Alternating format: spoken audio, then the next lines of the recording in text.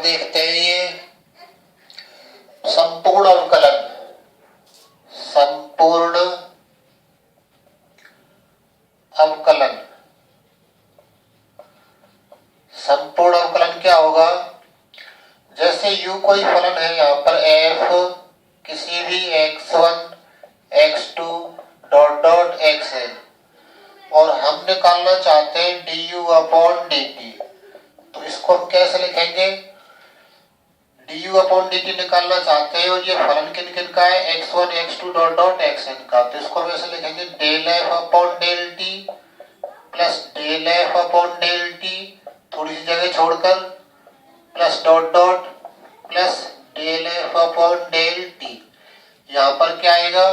जिन जिन का फलन है, ये x1 का फलन है, डेल x1 नीचे और डेल x1 ऊपर, ऐसे यहाँ पर आ जाएगा डेल x2 नीचे और डेल x2 ऊपर, ऐसे यहाँ पर आ जाएगा डेल xn नीचे और डेल xn ऊपर।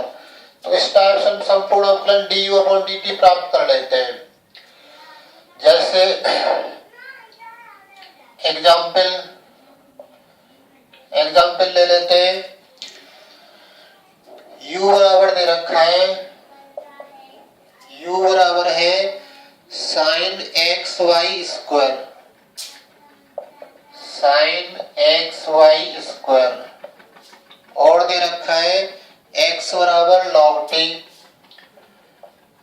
x बराबर लॉग टी दे रखा है। y बराबर क्या दे रखा है? y बराबर दे रखा है e की पावर t, y बराबर दे रखा है e की पावर t। तो हमें यहाँ चाहिए du अपॉन dt, हमें यहाँ पर क्या चाहिए? du upon dt। तो उसकी वैल्यू कैसे निकालेंगे? इसको कैसे लिखेंगे?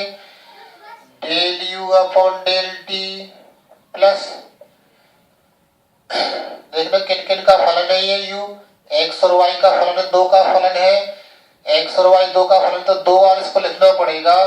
किन किन का? Del u upon del t, दो बार लिख लेंगे del u upon del t। तो यहाँ पर क्या आएगा? एक बार डेल x आएगा, एक बार यहाँ पर डेल x, यहाँ पर डेल y और ऊपर भी डेल y। तो del u upon del x निकालना पड़ेगा हमें। u का आंशिक अवकलन x के सापेक्ष और x का आंशिक अवकलन t के सापेक्ष। ये रहा x हमारा। Del u upon del y कैसे निकालेंगे? u का आंशिक अवकलन y के सापेक्ष और y का आंशिक अवकलन किसके सापेक्ष? y का आंशिक अवकलन t के सापेक्ष। तो ये क्या हो जाएगा? du अपॉन dt बराबर क्या हो जाएगा? Del u upon del x।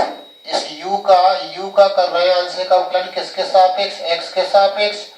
तो क्या आ जाएगा ये? cos एक्स वाई स्क्वायर होगा पहले, तो फिर एक्स वाई स्क्वायर का करेंगे, एक्स वाई स्क्वायर का करेंगे x के सापेक्ष, तो इस x का तो 1 हो जाएगा और y स्क्वायर जैसे एक तैसे आ जाएगा, कांस्टेंट की तरह कार्य करेगा ये, into del x upon del t। इस x का किसके सापेक्ष करेंगे? t के सापेक्ष। तो क्या हो जाएगा? 1 upon t plus del u upon del y, इसका y के सापेक्ष करेंगे, क्या होगा?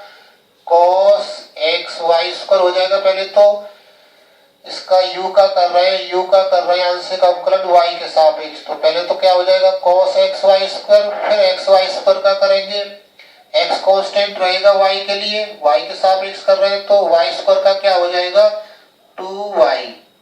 फिर इनटू में क्या है? Del y upon del t, यानी y का t के सापेक्ष, तो e की पावर t है y, तो e की पावर t का क्या हो जाएगा? e की पावर t। अब इसमें से कुछ कॉमन ले लें, cos x Y square common आ रहा है, क्या बचेगा?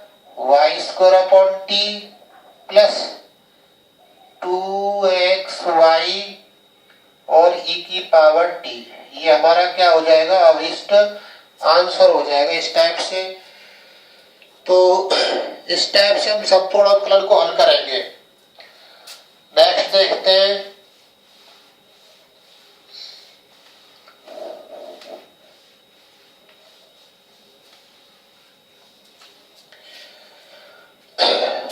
एक फॉर्मूला है हमारे पास में, नोट करके लिख लेते हैं उसे।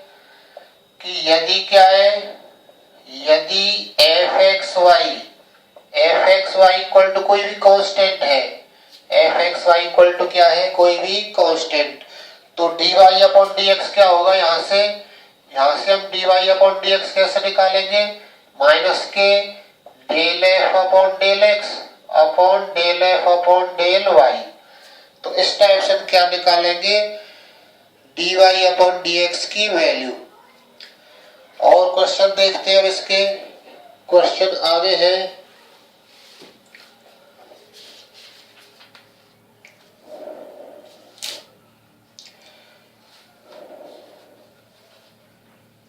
एग्जाम्पल देख लेते हैं। एग्जाम्पल 4 है, बहुत बार आया है ये। एग्जाम्पल 4 क्या है,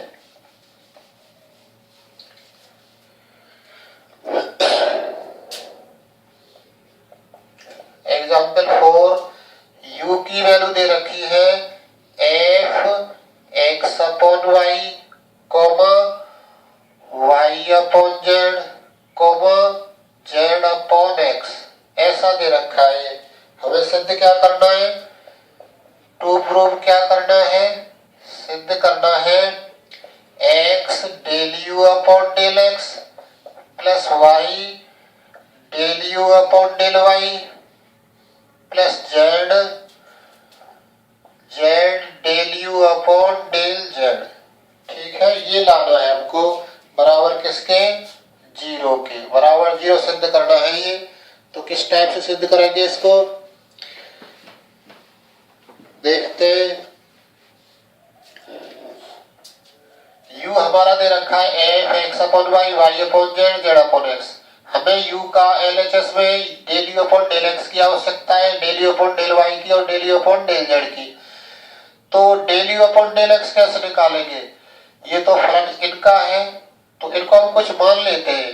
माना क्या, मान लें कि x अपॉन वाई बराबर किसके, कोई t1 के, y अपॉन जेड किसके बराबर मान लें, कोई t2 के, और z अपॉन x बराबर मान लें किसी t3 के।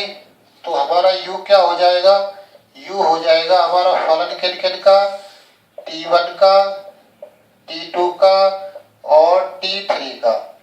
अब हम निकालना चाहते हैं del you upon del X. तो ये फलन किन किन का है, ये फलन किन किन का है, ये फलन है किनका, t1 t2 t3 का। तो इसको कैसे लिखेंगे हम, del you upon del x एक बार, del you upon del x दो बार और del you upon del x तीन बार।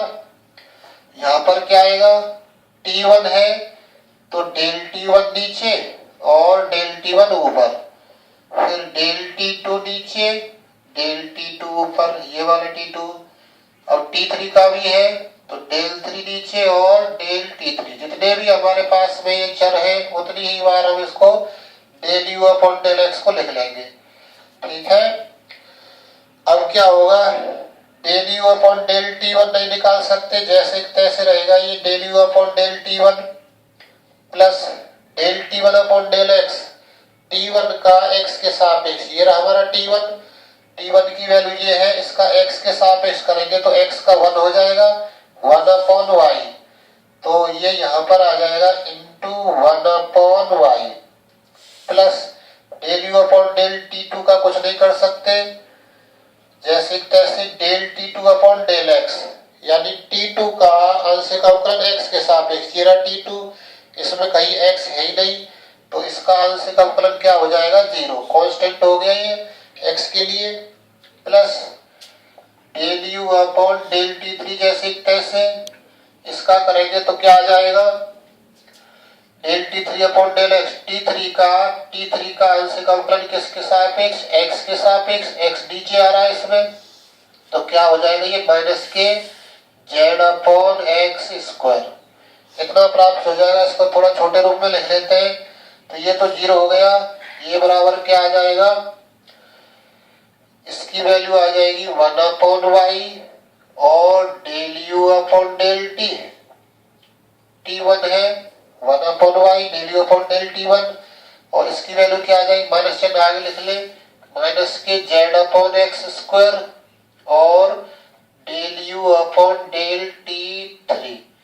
तो ये हमारी पहली वैल्यू आ गई किसकी, del you upon del x की। ये वैल्यू किसकी है, del you upon del x की। कितने निकल के आई, 1 upon Y del you upon del t1 minus Z upon X square del you upon del t3। इतना प्राप्त हो गया। इसको हम सरल करेंगे तो क्या प्राप्त होगा, del you upon del X तो निकाल चुके हैं। अब हमें आवश्यकता है del you upon del Y की और del you upon del Z की। फिर हम इसी से निकालेंगे।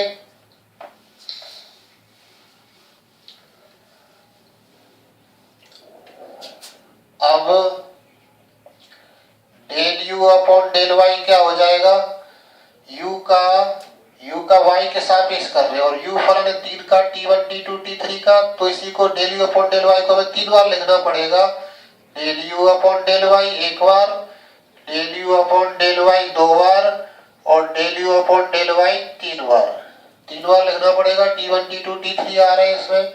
अब जिनका ये चर है, जिनका फलन है वो आ जाएंगे ऊपर नीचे, डेल t1 ऊपर डेल t1 नीचे, डेल t1 ऊपर नीचे आ जाएगा। यहाँ पर क्या आ जाएगा, डेल t2 आ जाएगा ऊपर नीचे।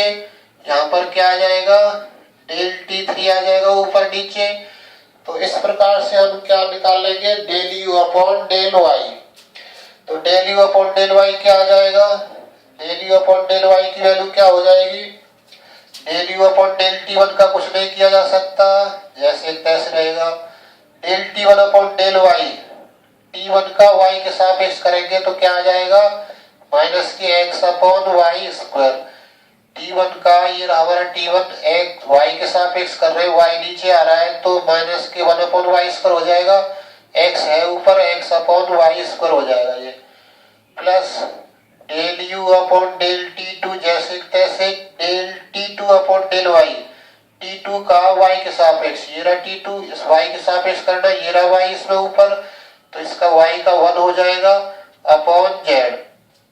फिर इसका करेंगे del you upon del t3 जैसे तैसे, इनटू में क्या आ जाएगा t3 का किसके सापेक्ष, t3 का y के सापेक्ष। t3 में y है ही नहीं कहीं पर, तो क्या आएगा, ये 0 हो जाएगा इसका अवकलन। इसको थोड़ा सरल करके लिखेंगे तो क्या आ जाएगा, ये 1 अपॉन जेड प्लस 1 आगे लिख लेते हैं, 1 upon Z del you upon del t2 और माइनस कितना, x upon Y square, x upon Y square और क्या रह जाएगा, del you upon del t1, ऐसा रह जाएगा।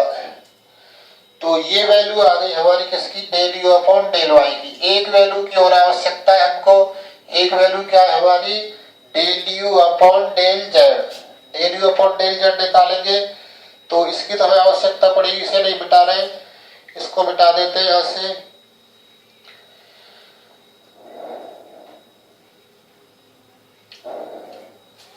Del you upon del z, अब del you upon del Z क्या हो जाएगा, del you upon del Z की वैल्यू कैसे लिखेंगे, यू हमारा 3 चीज का फलन था, t1 t2 और t3 का, तो 3 बार लिखा जाएगा del you upon del Z, जैसे कि और भी किए थे हमने, del you upon del Z plus del you upon del Z plus del you upon del Z. थोड़ी जगह छोड़कर लिखते हैं, ये यहाँ पर क्या आएगा, जिनका फलन है t1 का है, एक बार t1 आएगा ऊपर नीचे, del t1 upon del t1 और डेल t2 आ जाएगा यहाँ पर, डेल t3 और डेल t3 आ जाएगा यहाँ पर।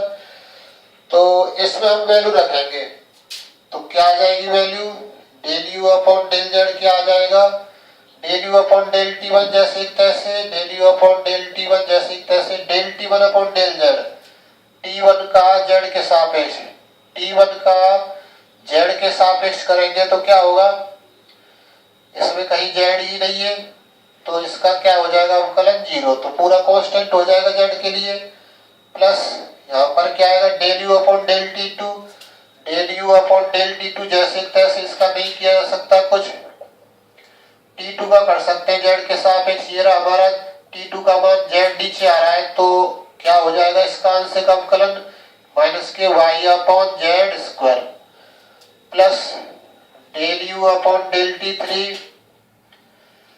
T3 का z के सापेक्ष, z है ये, z के सापेक्ष करेंगे T3 का, z ऊपर आ रहा है तो क्या आ जाएगा ये 1/x, z का 1 हो जाएगा, x नीचे कांस्टेंट है तो इसको हम थोड़े छोटे रूप में कैसे लिख ले, 1/x को आगे लिख लेते हैं, प्लस वाले पद को आगे लिख ले, del you upon del T3 minus क्या है y अपॉन जेड स्क्वायर और कितना del you upon del T2, del you upon कितना डेल T2। ये वैल्यू प्राप्त हो गई हमें किसकी, ये 1/x है, ये वैल्यू प्राप्त हो गई हमें del you upon del Z की, इसको नाम दे देते हैं कौन सा, तीसरा। तो ये हमें प्राप्त हुए समीकरण 1 2 3, इनमें वैल्यू हमने निकाली किस किस की, del you upon del x की, del you upon del Y की और del you upon del Z की। अब क्या करेंगे, इनका उपयोग हम उसकी एलएचएस में से लिखेंगे, जो एलएचएस है तो क्या है वो एलएचएस में मान लिखेंगे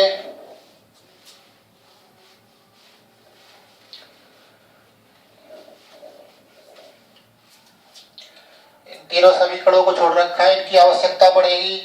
अब ले रहे हम LHS, left hand side, left hand side क्या है x del you upon del X plus y del you upon del y plus z del you upon del z, ये है हमारी। तो x del you upon del X क्या होगा, x del you upon del X, del you upon del X हमारा ये आया है, इसमें x का और गुणा करवा रहे हैं तो x का गुणा यहाँ करवाएंगे तो x अपॉन y, x का गुणा यहाँ करवाएंगे तो एक x कट जाएगा नीचे, एक x बचेगा, x स्क्वायर है नीचे, तो ये वैल्यू निकल कर आएगी x से गुणा करने पर x del you upon del X पूरे की वैल्यू क्या हो जाएगी x अपॉन y और del you upon del T1 minus यहाँ पर गुणा करवा रहे हैं x का तो एक x नीचे से कट जाएगा माइनस के z अपॉन x और del you upon del T3 ऐसा रह जाएगा, प्लस y का गुणा करवा रहे हैं किसमें del you upon del y, del you upon del y की वैल्यू हमारी ये है दूसरे नंबर की, तो इसमें y का गुणा करवाएंगे तो यहाँ y अपॉन जेड, यहाँ y कट जाएगा, जब y का गुणा ऊपर करवाएंगे तो एक y रह जाएगा नीचे, तो ये रह जाएगा y अपॉन जेड और del you upon del T2 और माइनस x अपॉन y और del you upon del T1, इसकी वैल्यू निकल कर ये आएगी y del you upon del y की वैल्यू रख दी यहाँ पर। अब हमें चाहिए z del you upon del z, यानी तीसरी समीकरण से मिलेगा ये, z का गुणा इसमें करवाएंगे, z का गुणा इसमें करवाएंगे, यहाँ एक z कट जाएगा, z यहाँ z बटे x आ जाएगा, तो क्या होगा ये, तो ये बराबर रह जाएगा z अपॉन x और del you upon del T3 minus क्या y अपॉन z, इसमें z का गुणा करवाएंगे एक z कट जाएगा नीचे से और del you upon del T2 इतना रह जाएगा ये। अब देखते हैं इसमें एक जैसे पद कहाँ कहाँ पर है, ये पद इससे कैंसिल हो रहा है, z अपॉन x वाला, z अपॉन x वाला ये कैंसिल हो रहा है आपस में, y अपॉन z वाले कैंसिल हो रहे हैं, तो बराबर क्या रह जाएगा 0, और यही हमें सिद्ध करना था, यही हमारी क्या है RHS, इतना ही हमको लेके आना है। नेक्स्ट देखो ऐसा ही एग्जाम्पल 5 है, इसका एग्जाम्पल 5 की ओर बढ़ते हैं।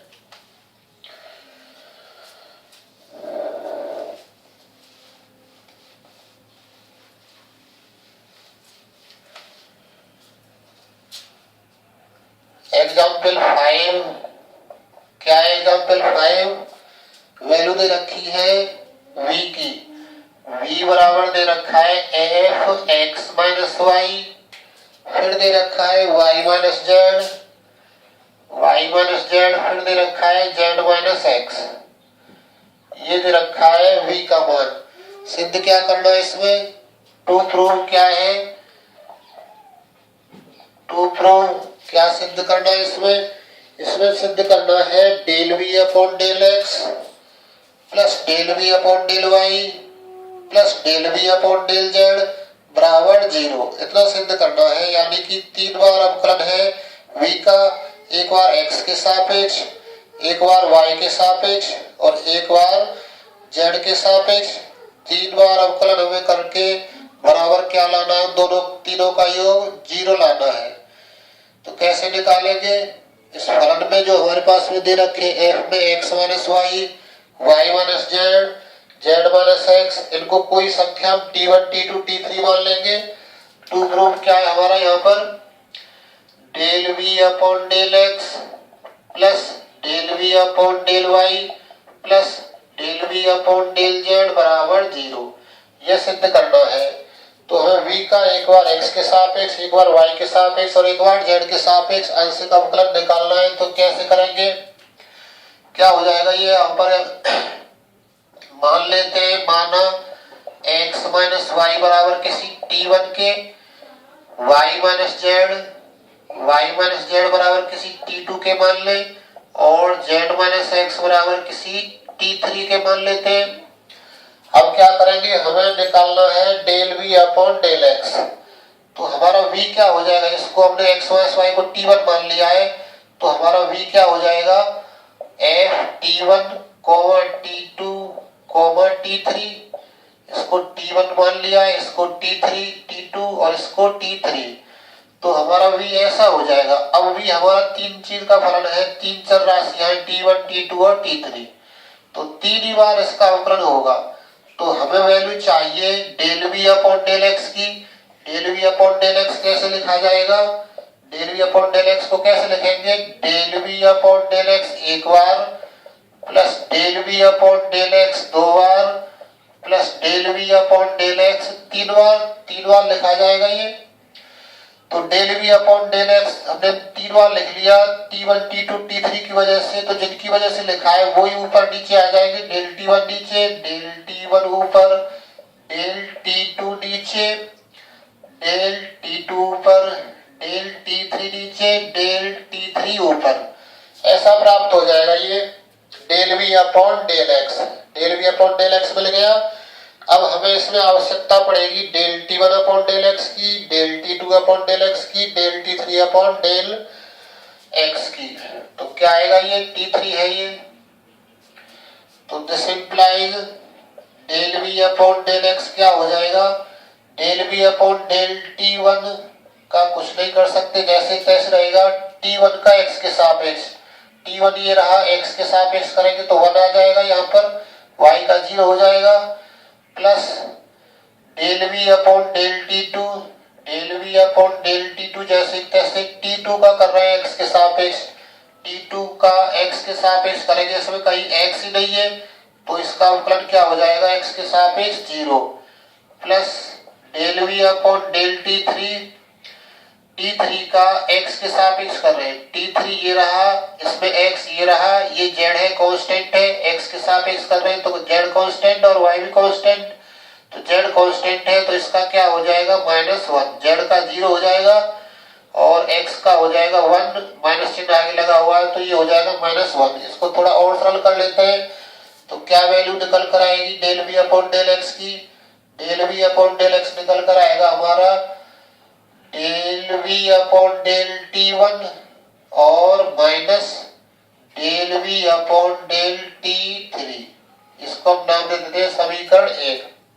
तो ये वैल्यू निकल कर आई हमारी किसकी, del v upon del x की। अब हमें वैल्यू चाहिए del v upon del y की और del v upon del z की, तो उनको कैसे निकालेंगे। अब del v upon del y कैसे लिखा जाएगा, ऐसे इसी को भी तीन बार लिखेंगे, del v upon del y एक बार plus del v upon del y दो बार plus del v upon del y तीन बार।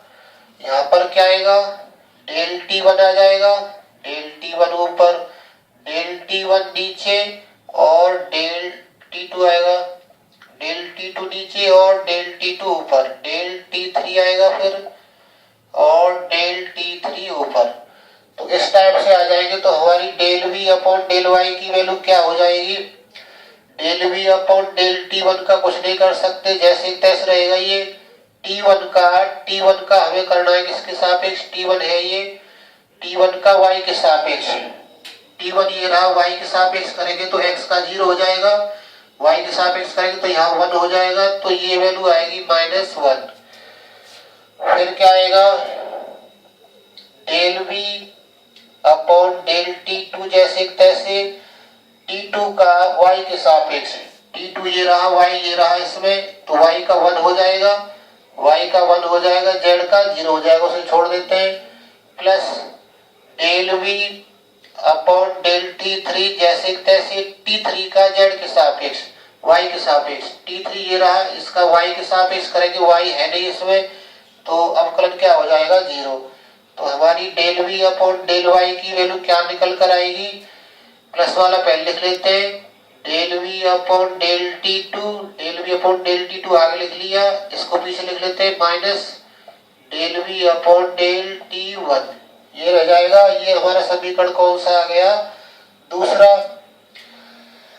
तो ये वैल्यू हमारी आ गई किसकी, del v upon del y की। अब हमें चाहिए किसकी value, del v upon del z की। तो इसी प्रकार लिखा जा सकता है, जब हमने del v upon del x निकाला तो del v upon del T1 और del v upon del T3 आया था, और जब हमने ये del v upon del y निकाला है तो क्या आया है, del v upon del T2, y आ रहा है तो T2 आ रहा है, x आ रहा है तो T1 आ रहा है पॉजिटिव। अब हम निकालना चाह रहे हैं तो इसी प्रकार से लिख सकते हैं उसे, इसी प्रकार वैल्यू किसकी, del v upon del z की। Del v upon del z क्या हो जाएगा, del v upon del T3 आएगा नीचे, जब y है तो इसमें T1 आ रहा है, और जब इसमें x है तो इसमें T3 आ रहा है, और z है तो हमारा क्या आएगा, इसमें z है तो क्या आ जाएगा, T2 आ जाएगा।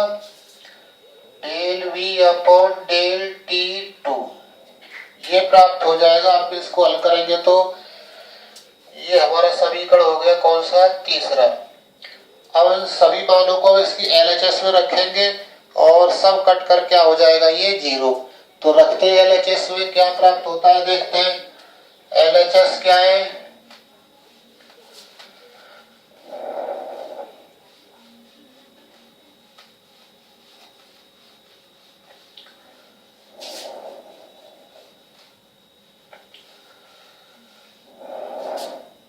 LHS लेफ्ट हैंड साइड क्या है, del v upon del x plus del v upon del y plus del v upon del z।